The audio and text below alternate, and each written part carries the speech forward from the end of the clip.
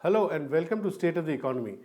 Today we have with us a very special guest, former Cabinet Secretary Mr. T S R Subramanian, who recently made waves by going with a public interest litigation to the Supreme Court and struck a big blow for the bureaucracy by getting an order from the court suggesting that the bureaucrats and the bureaucracy must have a minimum term in order to be able to be efficient and in order to be insulated from the political masters.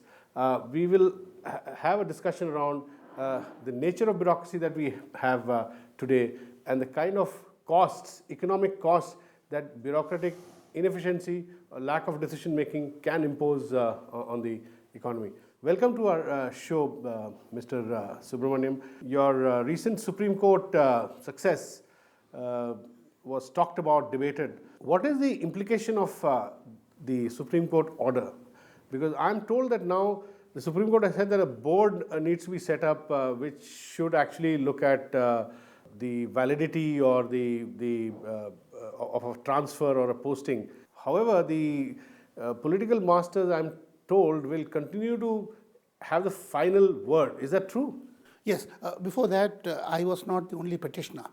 We were a total number of 83, including Krishnamurthy and Gopal Swamy, ex-CECs, Sure. governors with Marwan, somebody else, about 25 secretaries to government, about 30 chief secretaries, directors of police. So it is a large number with very high, all senior positions. So it was a body with a lot of experience of what has been happening. Yeah. To come to a specific question, one of our prayers was to have independent civil service boards. This is not to take the powers of postings and transfers away from the political executive, which hitherto under the constitution, the responsibility for management is with them. But this is to aid and advise them and bring a more scientific basis for the postings, transfers, disciplinary proceedings, management of the cadres. Our feeling was that these are done very arbitrarily, frequently or mostly frequently, generally for meeting political objectives, and ensuring that the political supporters of each group, people don't, the bureaucrats who fall foul of them for one reason or the other are removed. We wanted to bring some transparency, some system, plus we found that the average tenures of district magistrates and superintendents of police, which are the key positions to manage the districts, many cases 3 months, 6 months. I think the grand average in India is about 9 months. Northern states are much worse for SPs. So you're saying it's so bad across India? The country, many northern states are much worse. But it is, as they say, 19 base. It's terrible all over. But sir, has it increased after the advent of coalition politics? Would you say that in a two-party system before, let's say, 87, possibly, it was better? I have not done the exact correlation, but it has become progressively worse. Yeah. Plus, it is a very new, relatively new phenomenon which has come up in the last 15, 20 years, that even that there is mass transfers when a government changes, when the complexion of government changes, which usually there used to be some 3, 4, 5 key positions. The DG's post of police or the chief secretary, etc. In fact, even the cabinet secretary's post, which is usually not touched, when the BJP government came in 2004, when the Congress government came, that was also changed in 2004, which is all very bad signs. Bad sign. But see, don't forget, the bureaucrats are supposed to be politically neutral. Yeah. In fact, many unfortunately are not. That's a different question. But at least in theory, they are supposed to be. But we are now making it a reality and a fact that every time a government changes, there's wholesale transfer. So their allegiance should only be to the Constitution, right? They are allegiance to the Constitution, they are public servants, they are supposed to implement the orders of the political executive. But sir, do you feel, as I said earlier, do you feel this has worsened with the progressive regionalization of India's politics and contestation in India's politics? There's so much bitter contestation at the regional level. True. Between parties. See, there parties. Are I would say not the proximate cause, but a key factor has been during emergency. Indira Gandhi brought in the concept of commitment for civil servants. Many were seen to be insufficiently committed to projects and programs. She brought in that concept. Probably she had very good, laudable objectives in bringing that. But it has been twisted or it has been molded into different shape. So commitment to projects and programs was interpreted as commitment to parties, commitment to individuals, and therefore since about 79-80, we have an increasing trend of people now belonging to, there are of course some all-weather people who flourish under any government, but a large number of them are unfortunately identified with parties or even with individual ministers. Like for example, I mean, I would not like to go beyond the point in saying this, like in Delhi, secretaries were not allied to, when a secretary and a minister get together and start tangoing, they can do huge damage, as we saw in Raja in Telecom, Raja and Behura. So it is a very dangerous thing when they come too close together. They are two sides of a coin. They have to work together. They are not antagonistic. At the same time, there has to be a formal relationship with them. That concept has reduced the barrier between them. Unfortunately, for whatever reason or for obvious reasons, many civil servants succumbed.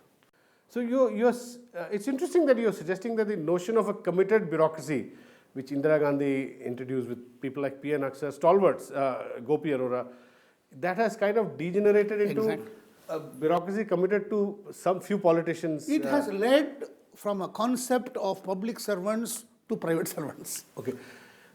So do you think if regionalization of politics and regional parties have kind of worsened this situation for the bureaucracy, would you view regionalization of politics by itself as not a happy development, or how would you look at politics itself? I would not say that. I think there is a large measure of integration in India.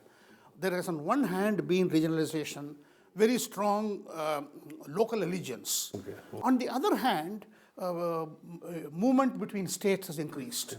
The civil services have helped because traditionally every cadre should have minimum 50% from outside. Okay. But then, since then, Hindi is now, ever since the passion to have Hindi as formal national language, that passion was removed and the compulsion was removed.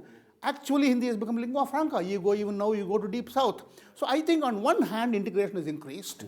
Indianness has increased. And I don't think we had the same kind of vociferous tendencies that we saw 20, 30 years back. On the other hand, regional identity issues have also come up. And to be quite fair, Northeast is still not fully integrated. Okay. We'll take a small break here. Please don't go away and keep watching RSTV. Welcome back to State of the Economy. We are having a conversation with the former Cabinet Secretary, Mr. T S R Subramanian, on the recent Supreme Court order giving a directive that bureaucrats should have a minimum tenure.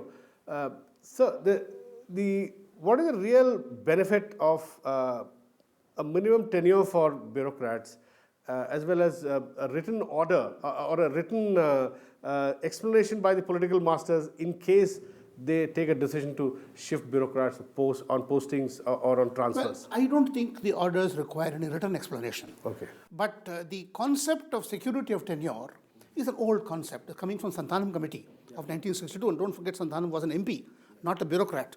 It has been reiterated by Moiri Committee, Second Administrative Reforms Committee of 2008. I think there have been about 300 or 400 commissions and committees established by the central government, state government.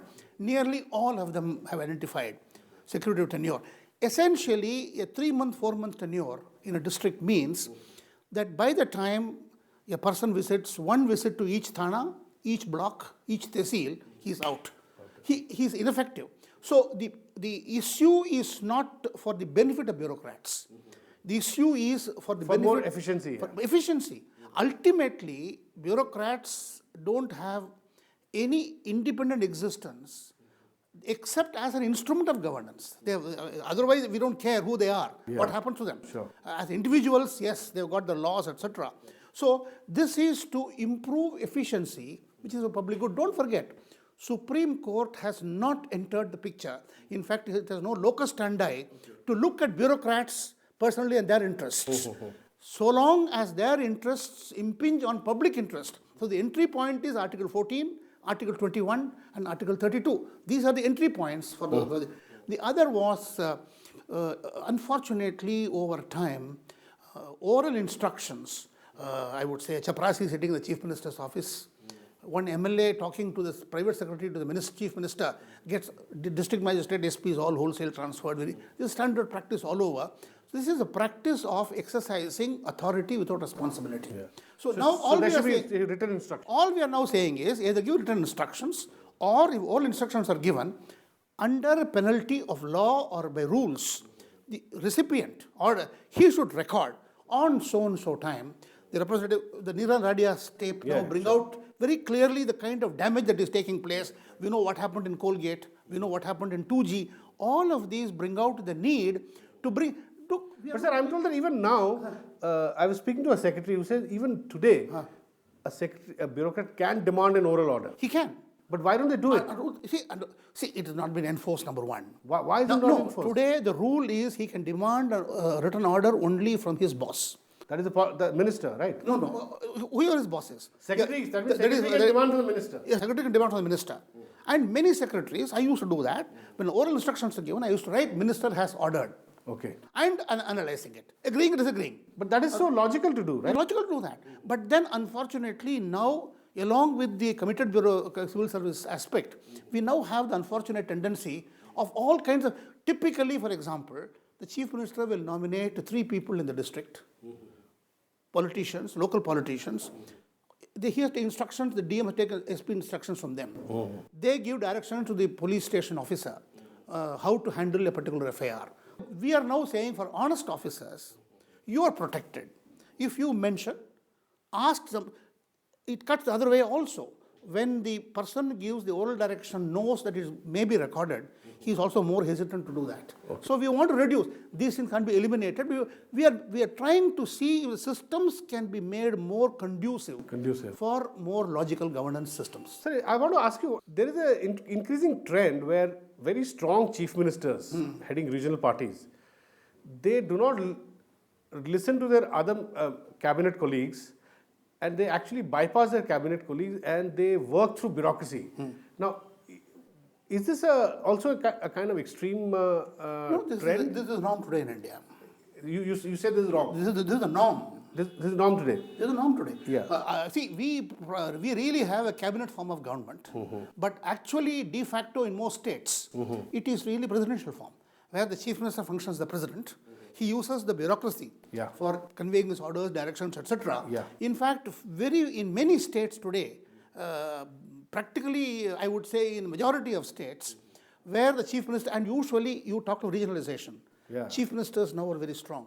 Exactly. Nearly in every state. If you take Jayalalitha, if you take Mayawati, if you take Narendra Modi, they operate largely through the bureaucracy. Exactly. In fact, the bureaucrats don't listen to other ministers. Exactly. It is just taking orders directly from the chief minister. The cabinet has no particular role to play. But the chief minister acts like a despot, which is okay. I mean, in a very limited sense. So you would regard this also as erosion of the old institution? Look, ultimately, this is not bureaucracy versus politician. This is good governance. So we should not see this from the prism of the interrelationship between them. The only if it produces good outcomes, you would say it's fine. And it is done legally properly. Fair enough. Okay. Fair enough. I mean, so if in fact, don't forget, there is a shortage of talent in many states in the cabinets. And usually the chief minister is politically very effective. That's the norm all over. From take West Bengal, take Bihar, take Odisha, take Tamil Nadu, take nearly every state. That is the norm today. So there is no harm in that, provided they have good advisors, corruption levels are low, and they manage it properly. I mean, this is what we want, good governance. Yeah, sure. One issue which bureaucrats keep pointing to, which comes in the way of efficiency and also good governance, is this very pernicious clause in the Prevention of Corruption Act, which says that a bureaucrat, even if he takes a bona fide decision, and if it causes some loss to the government, a financial decision, then he's criminally liable. Now, they say that this prevents them from taking decisions. Now, how serious is this issue? It is a serious matter. The traditional criminal law concept is mens rea and actus reus, the intention and the act. Now, you can't really isolate the act and take it away from the intention. Mens rea is very important. The problem here is there are acts of omission and acts of commission. In India, acts of omission are not punished. Only acts of commission are punished, and therefore people are afraid to take decisions. But I agree with you that unless there is strong evidence that a person deliberately did not intervene and allowed a loss to take place, don't forget, if the rupee has collapsed, you can bring the same argument. Yeah, if the cabinet secretary could be proceeded Why? against. Finance minister. Yeah. If poverty is not abolished. Prime Minister. Prime Minister. So therefore, this concept, Prime Minister could be charge sheeted on the same point. Yeah, sure. Saying you caused a huge loss to the, for example, now with the rupee has collapsed, huge extra payment has to be made, and you say PM is responsible or Petroleum Minister is responsible. Yeah. So we have to draw the line. So you think this clause should be amended? Yeah, I think we have to review this clause. See, nobody is arguing. But if this government does it, then people will raise a hue and cry that they are doing it to Well, we should defend also not be too cynical, and so long as the thing is good, it's all right. But I think it will be reviewed, not to say that you are allowed to make as much loss as you want, but to say that so long as your bona fides, and you must be very careful about it, wrongly, for example, Parak, for example, being attacked. You can't attack it unless you have some proof. I'm not saying he is God.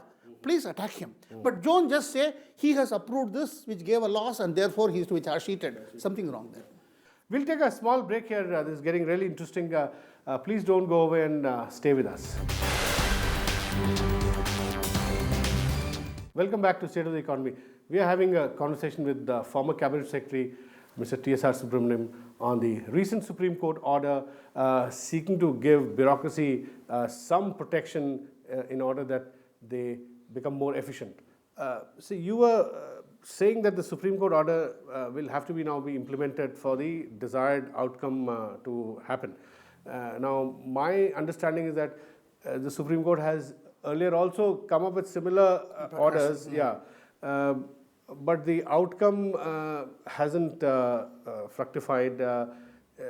I can recall one Vineet Narayan case where they sought to give CBI more autonomy, which is even now in the coal gate case, Supreme Court is seized off in this present investigation of coal scam by CBI.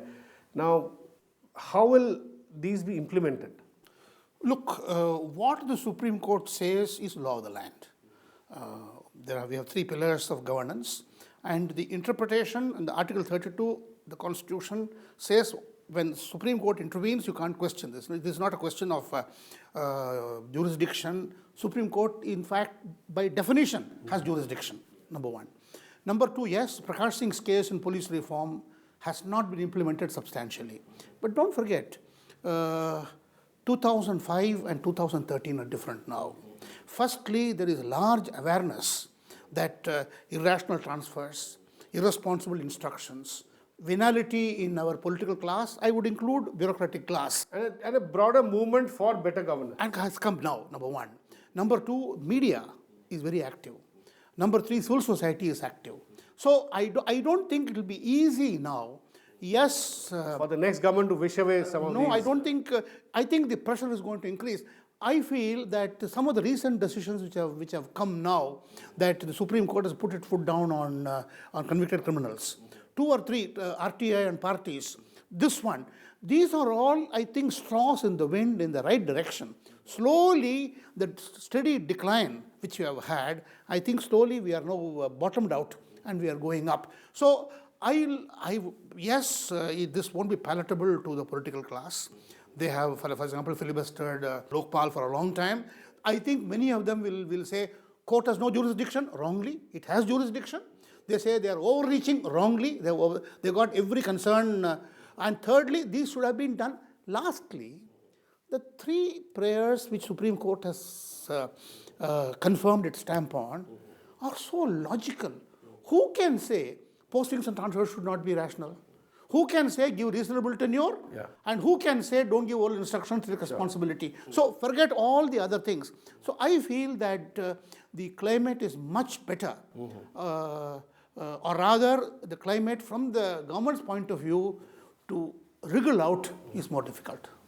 So here I would like to point out the fact that the demand for Lokpal, which was indeed a very draconian system, has in fact kind of put in the background some of these very easy governance reforms which you went to the Supreme Court for, and which today's Supreme Court is asking the government to say give CBI a little more autonomy.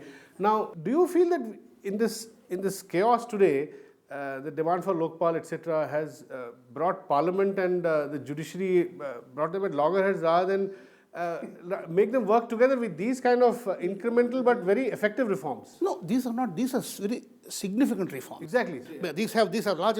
I think we should not confuse the two now. These are required reforms recommended by so many learned bodies right through. Exactly. Including 83 of us who know more about administration than nearly anybody else, if I may say so, without false modesty. Yeah. But the Lokpal is a different concept. True. It is not admin reform. Unfortunately, in our system, the political class had no checks and balances. For example, in Durga Nagpal, rightly or wrongly, she could be suspended. Rightly or wrongly, Kemka. Whereas for the minister, he says, go to the extreme. Go to a court case, which is a 20-year process. So therefore, we needed one check for a first-level examination against so that's against the political class. This is to strengthen this class. Yeah. So I don't see the overlap here. But I agree with you that the tendency of the political class is, it's like a railway compartment, you're inside, you don't want anybody to come in. They're quite happy there. Yeah. They lock the door and say, don't come and tell me what I should do. This broadly is the attitude. I don't think it's possible. Your last point is an important question. The day we have a confrontation between the parliament and the judiciary, the country is in serious trouble. Exactly. The country is in serious trouble. Yeah. So I think we have to be, great maturity should be shown. See, for example, even in this case, I thought that the court could have gone much farther, legitimately. In fact, the court has gone much less than Reforms Committee of Moily, or much less. Sure. But they are aware that they should not cross Lakshman Rekha somewhere or the other. I think I've had some very irresponsible comments I was seeing from politicians saying that how can courts overrule the people's judgment? Well, as if they are gods, they are given God-given powers. We have to be careful because democracy does not mean irresponsibility to politicians. In fact, greater responsibility to politicians. Yeah. But I agree with you, all concerned should play it very carefully and never bring this out to the boil. Yeah. So in that sense, you would agree that even the implementation of the Administrative Reforms Commission recommendation, that itself would be a big plus, a big blow for governance. Huge blow if it is done. And this is the job of the bureaucracy. Yeah. In fact, it's a very sad day that we have to invoke the judiciary to come and put its stamp on the legitimacy of these demands. Exactly. It has been done by the bureaucracy. By the bureaucracy, exactly. Or by the executive. Yeah, executive. So in some ways, the executive has ceded territory to the judiciary. That's right. The vacuum is there. And rightly, this is the strength of the Constitution, that when the Parliament is not functioning, executive is not functioning in a particular area, judiciary comes in. So I think this is the strength of the Constitution. But one big criticism of bureaucracy, which I would want you to elaborate on. People say that bureaucracy is the most protected entity in some ways in India because you cannot sack a bureaucrat. 311. Yeah, you cannot sack a bureaucrat. It needs presidential assent, etc. And the bureaucrat has no incentive today to take decisions. So he can just merely keep postponing. And the cost to the economy is never assessed a bureaucrat postponing decisions. Now, for instance, no bureaucrats hardly ever get prosecuted. Now, what is the reason behind this? What you say is perfectly correct, but not true anymore. We now have, I think, 2 or 3 chief secretaries have been prosecuted. 3 or 4 Government of India secretaries have been prosecuted. In recent times. In recent times. So I think things are changing, number one. Number two, in general, you are right. The reforms have also recommended that they should be weeding out of the bad hat periodically. We have not done that seriously. So I think bad hat should be weeded out. There should be a system by which the evaluation of the work and integrity should be done. So we have been lax in many of these areas. And lateral entry into bureaucracy, do you support that? In general, yes. I think at different levels but we should do that. Bureaucracy resists lateral entry. See, look, even in the IFS, I will put it differently. If in Tatas or Birlas or General Motors, General Electric, it is the board and the executive director who are the bosses, not the land managers. So it is really for the political class, which is the board of directors and the managing directors, to enforce it. You cannot blame it. For the first 10 years of independence, you could blame the bureaucracy. Then you can't ride the horse, that's all. It's a very delicate horse. Don't forget, Indian bureaucracy higher bureaucracy has been rated as among the best in the world, I mean, repeatedly. Yeah. But it has now descended to very poor depths because of poor management. Yeah. All that we're talking about is we need to introspect. We had a heavy debate, should we go to court or not. In desperation, we went because it's not going there. So you're saying that it's time that the executive, judiciary, bureaucracy, they actually sat together and found a common ground which is acceptable to everybody. Which help the citizen. The whole purpose is the citizen. In public interest, yeah. That's right, public interest. Yeah. Thank you very much for talking to us, Mr. T S R Subramanian. That's all we have in this edition of State of the Economy. We'll be back with you next week. Thanks for watching.